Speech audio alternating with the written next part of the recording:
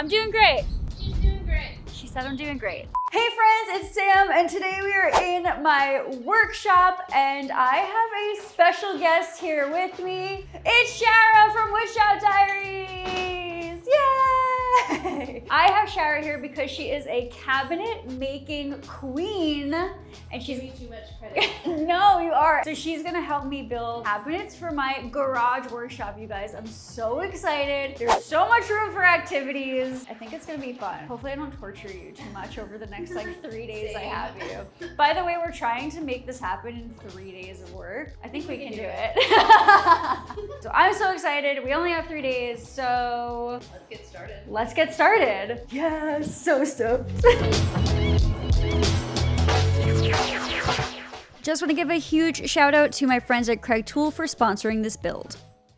So we spent a day and a half building something, but You'll have to go to my channel to check it out. yeah. So that big build, which is actually really epic and is arguably way cooler than probably what we're building today, is on Shara's channel. Go check it out. But in the meantime, we're going to be building my microphone station at the back of the shop here, and we're going to divide and conquer because that worked really well yesterday. Shara's going to cut down the plywood. As she cuts down the pieces, I'm actually going to be notching out the backs and the fronts. So she's on circular saw duty. I'm going to get jiggy with it. And yeah, that's all we got. Let's get started. Woo!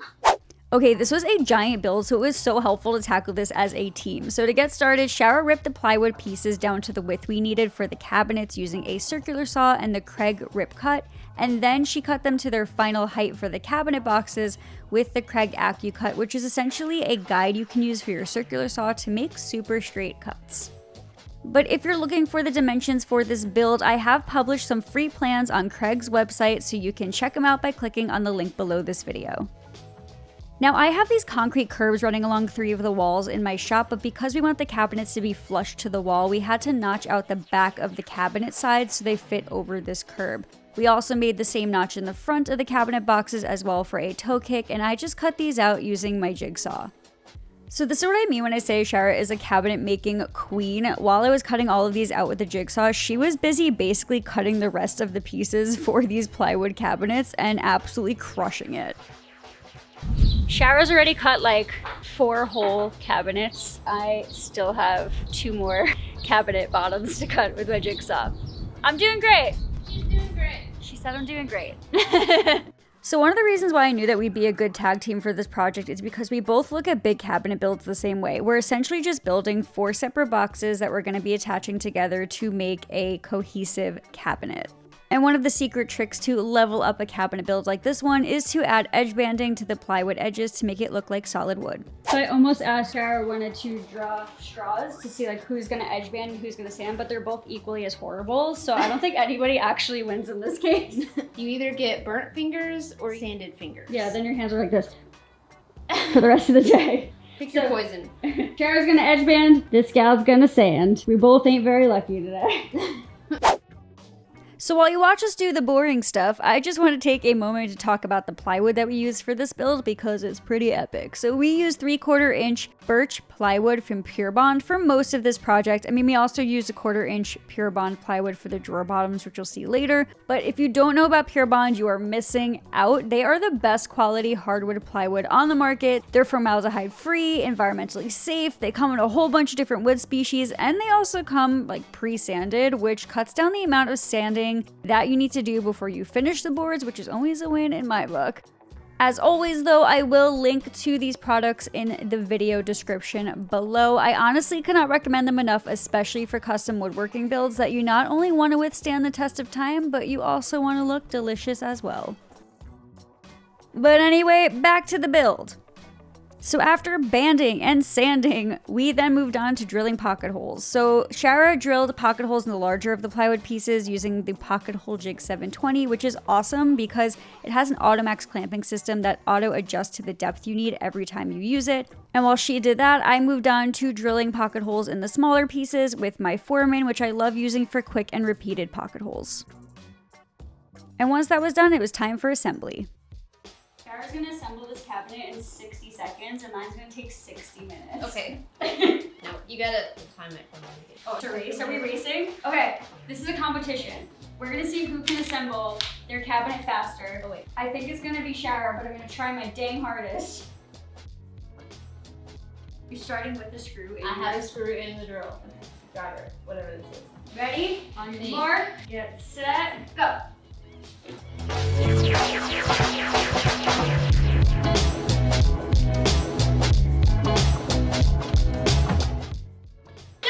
No!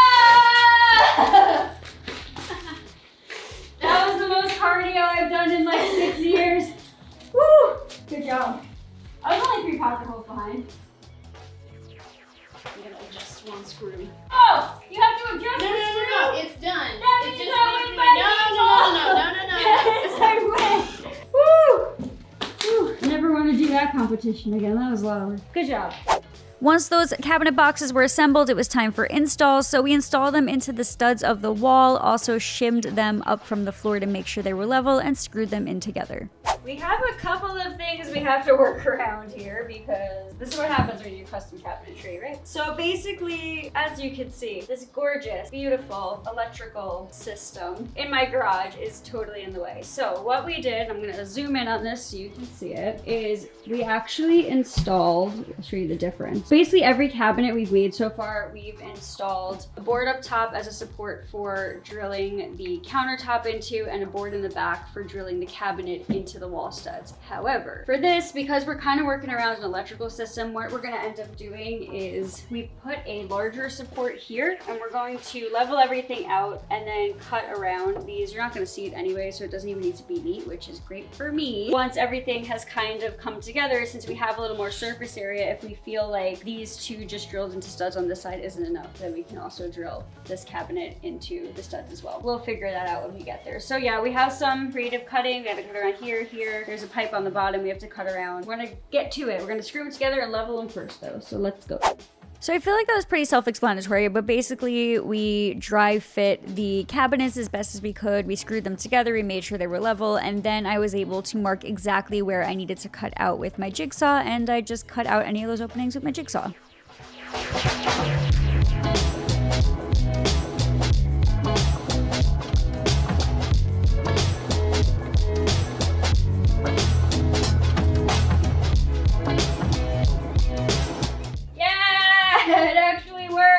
What are the chances, Sam? There was a good shot that might not have worked. I'm really glad it did. I would think the odds were pretty good. You have a lot of faith. I would have. You have a lot of faith in me.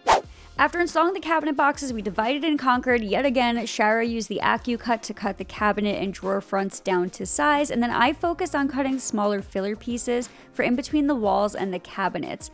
I also wanted to start thinking about organization, so I took some time to also drill adjustable shelf pin holes into the cabinet boxes as well for shelving with the Craig shelf pin jig. And at this point though, we were tired, happy, and wanted tacos, so we called it a night and came back the next day for round 2.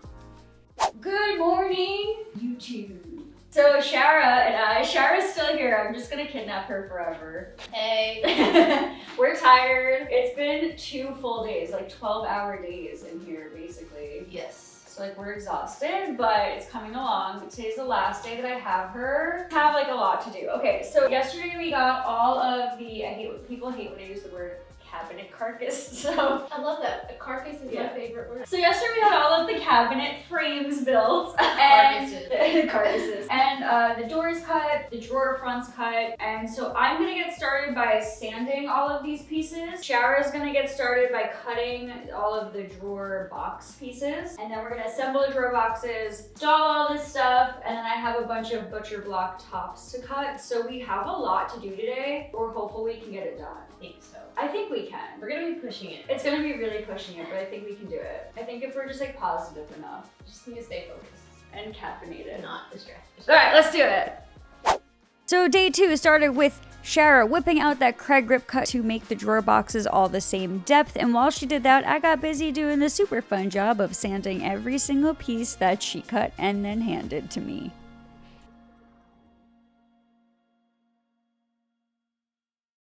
Once we were both done though, it was time to assemble all of the boxes together. Shara attached the frames together using pocket hole screws, and then I added the bottom of the drawer boxes using some glue and brad nails. Now to help install the drawer boxes to the cabinets, we use Craig's drawer slide jig. This jig is a game changer. It helps to accurately position the drawer slides in the bases, which leaves very little room for error when squaring everything up. And since the jig makes things so easy, this really was kind of a one-person job, so Shara tackled finishing up installing the drawer boxes while I moved on to working on cutting and fitting the tops of the cabinets. So because no wall is perfectly straight, I ended up using Craig's adaptive cutting system saw with guide and track kit. I am obsessed with this thing. I was able to cut through this butcher block like butter.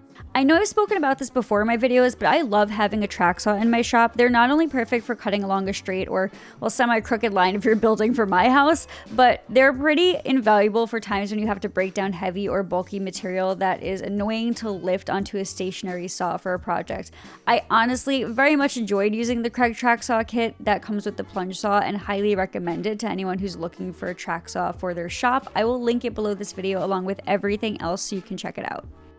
Anyway, back to the build. So after cutting out the countertops, I then attached them to the cabinets from the underside using oversized holes as well as some screws and some washers just to leave some wiggle room for them to expand and contract. And as I did that, Shara attached the drawer fronts to all of the drawer boxes and also began to install the hinges for the cabinet doors as well using Craig's cabinet hinge jig. This jig comes with a Forstner bit that helps to drill exactly where you need your hinges to go, and it aligns everything perfectly, which makes install an absolute breeze. We also use the cabinet door mounting jig, which is really cool because it basically holds the door in place while you mount the hinges to the cabinet box. At this point, all that was really left was to install supports for my actual miter saw to sit, and it sits below the cabinets we built because when the miter saw is up there and you put the pieces on, everything is level. But yeah, you get the picture.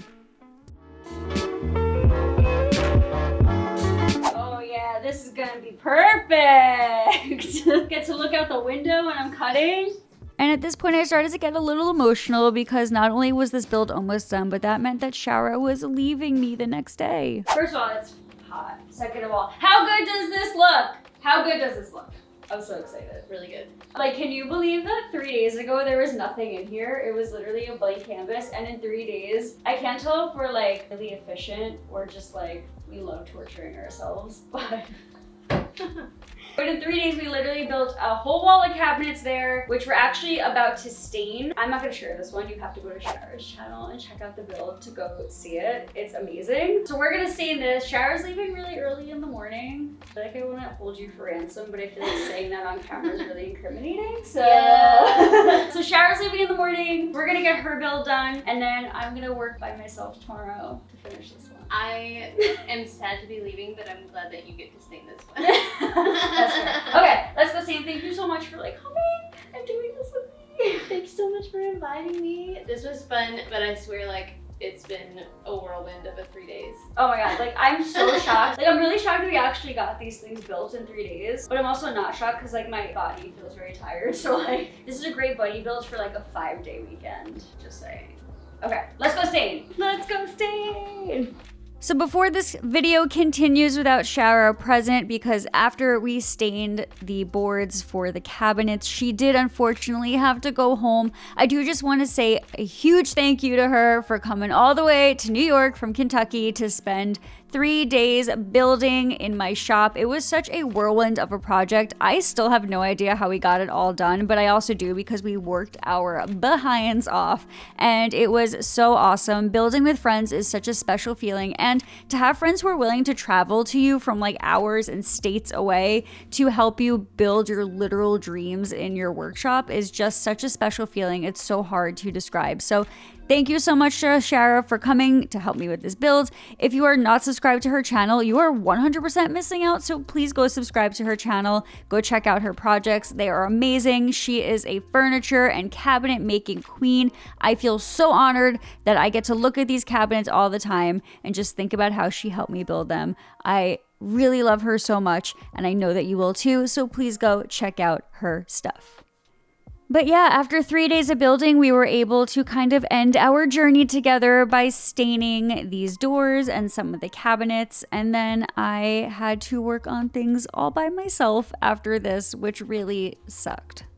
Hey friends, it's me. I'm the problem, it's me. No, but for real, it's just me and Arrow who's making gross chewing noises. I really hope the microphone is not picking them up. Anyway, unfortunately, I'm all alone today. Shara went home. I already miss having my friend here, which really sucks, but can't kidnap her forever. Anyway, we got a lot done in 3 days. We built an entire unit of cabinets along this side of my shop. Also, though, we did end up getting this done too behind me, which is like a workbench miter station thing, and you all know how much I love my miter saw and how much I was craving space in my last shop, and now I'm actually able to very comfortably cut 10-foot pieces of wood over here, and it's just been life-changing. Anyway, so I decided yesterday off camera to stain these cabinets. I did it off camera because like staining's not that fun, but today I'm actually going to put a coat of finish on everything. I want everything to be easy to clean and wipe down, and right now like this raw stained plywood just ain't working. Finish coats today, hardware tomorrow, and then I can actually start putting my tools in my workshop, which is like blowing my mind because for the past year and a half, they've just been scattered around my house or like in my basement, or I forget things at my shed shop, or my dad stole my tools, but now they'll all be under one roof. I'm so excited. So before I can get excited about organizing my tools though, let's finish these workbenches. Great. Please don't eat that screw. Thank you. Come on, let's get started.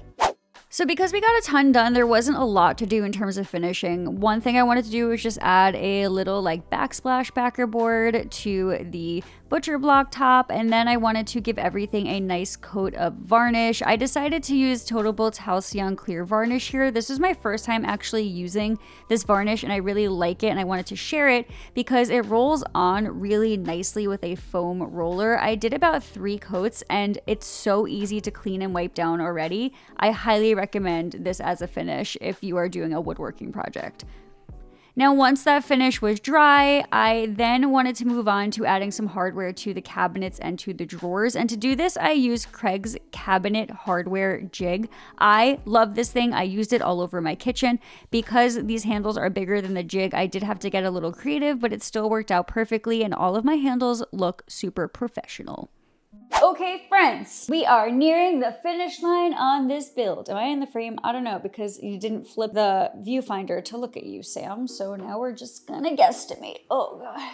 Okay, so we are nearing the finish line on this build. I am super excited about it. So yesterday, as you might know, because you just watched that part of the video, I added finish, I added hardware, and really all that's left at this point is just to add a toe kick to the bottom to hide the bottom and just make it look super neat. Here's the thing, my floors are not level in this garage. I mean, to be fair, most floors anywhere aren't level when you're building. This end of the cabinet is like 4.5 inches off the ground, and then this end is like 8.5 inches off the ground. I'm gonna have to get a little creative with cutting the toe kick for this project, but it's super easy. I'm gonna show you how, don't worry. And then I'm gonna add some edge banding to the ends to make it look neat. I gotta stain, I gotta finish, I gotta install, and then that's a wrap on these cabinets. That's a lie. There is one more thing I want to add trim-wise to the cabinet on that wall, but super easy fix. Once this is done, I can actually start moving my tools back into this workshop. I literally have not had my tools in one spot in 18 months, so it's gonna feel so good to get them in here. And one of the things I really want to do, especially once my tools are in here and I start kind of inventorying, is start creating some custom organization for these cabinets, but that'll be a whole separate video. So subscribe and like and click those notification bells for that one. Oh my God, why?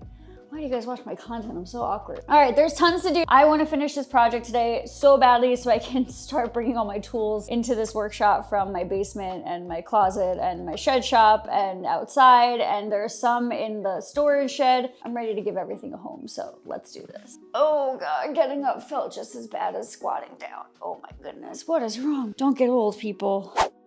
Because my floors are so uneven, also, spoiler alert, I'm definitely doing another coat of resurfacer on these floors at some point. But anyway, I did have to cut a pretty uneven looking toe kick for these cabinets, which is why this track saw came in handy. Just like I mentioned before, it is really good for making cuts that are not perfectly straight but also need to be straight, if that makes sense. And so I cut the toe kicks using the track saw, stain them, install them, and at this point my workshop was ready for all of my tools.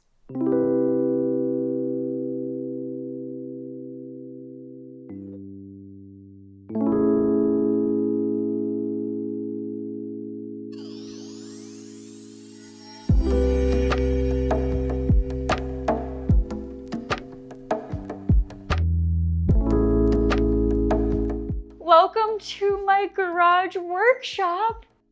I still can't believe that this is my workshop and that it's actually usable enough that I can call it a workshop and do cool stuff in here. I'm so excited. So Shara and I got so much done in 3 days. Like, honestly, we crushed it. Let me brush that dirt off my shoulders. Did I just age myself by doing that? Does everybody know what that is? I feel like I just showed my age by talking about brushing dirt off my shoulders.